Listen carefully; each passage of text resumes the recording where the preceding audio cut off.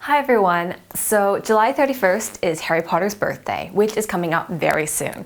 So I thought, we haven't made Hagrid's birthday cake that he made for Harry's 11th birthday, so we're gonna give that a shot today. Now, just recently, Nestle sent me an email going, would you like to try some of our new improved Baker's Choice baking products? And I was like, definitely. I had this in my mind, so I was like, perfect, it's gonna work really well.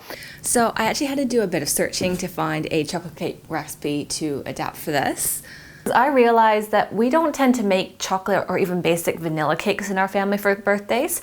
We make pavlovas, fruit flans, ice cream cakes, and the one that's really popular is angel food cakes in our family. So to make this, you're going to need 2 cups of white sugar, 2 cups of plain flour, 1 cup of cocoa powder. In here we've got 1.5 teaspoons of baking soda and 1.5 teaspoons of baking powder and 1 teaspoon of salt. We've got 2 eggs, 1 cup of milk, 1/2 cup of vegetable oil.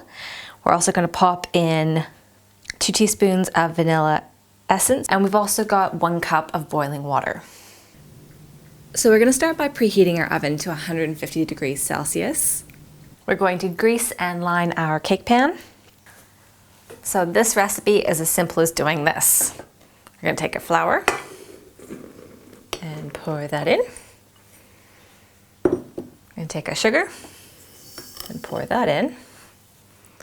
We're going to toss in our cocoa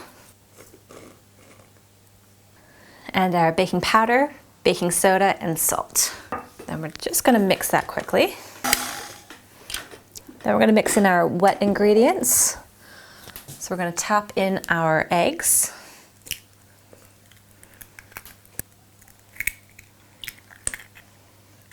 Pour in our milk,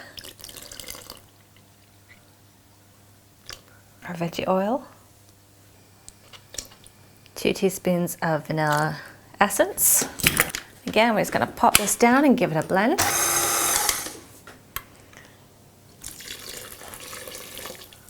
And then we're going to pour in our water.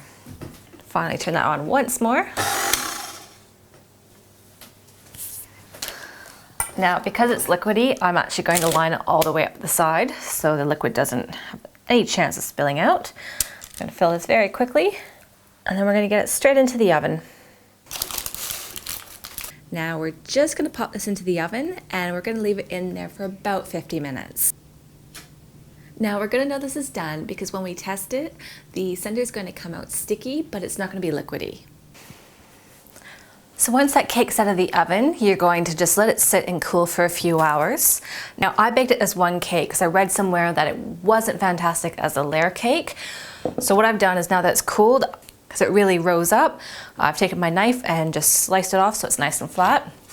I'm going to grab a board, and thanks to this lining, cake should flip beautifully. That off. Voila. Now we just need to ice it. So to make the icing, there's 2 ways you can do this. You can grab just a normal buttercream frosting and dye it pink, or you can use a nice thick cream. So we're going to make our own frosting. We're going to scoop in 1/2 cup of thickened cream, and we're going to pop in a few drops of dye. So we're going to stir that really well.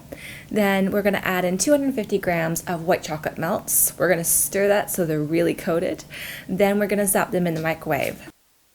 So we're going to pop it in for 1 to 2 minutes on medium power, and you're going to want to stir every 30 seconds. And then we're going to pop it into the fridge to chill, just to thicken it.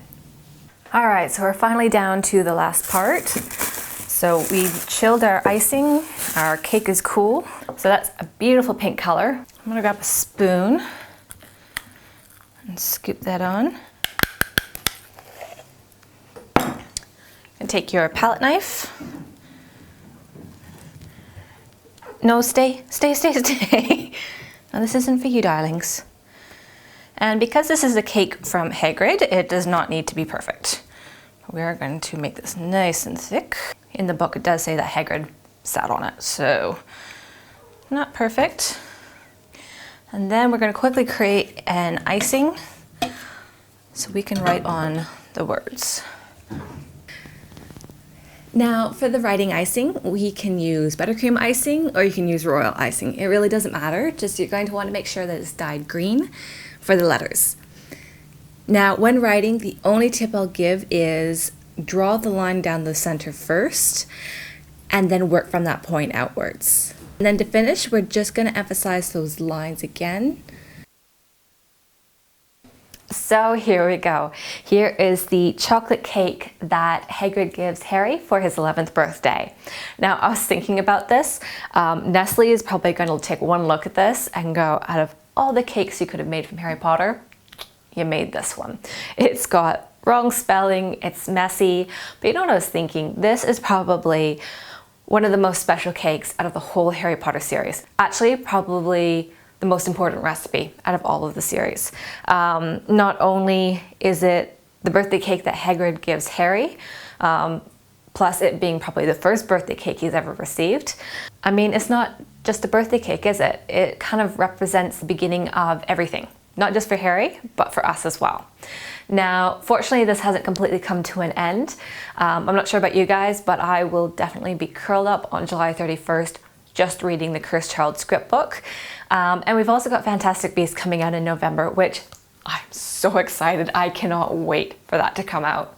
Anyways, I hope you guys enjoy this recipe, and I will see you guys next time.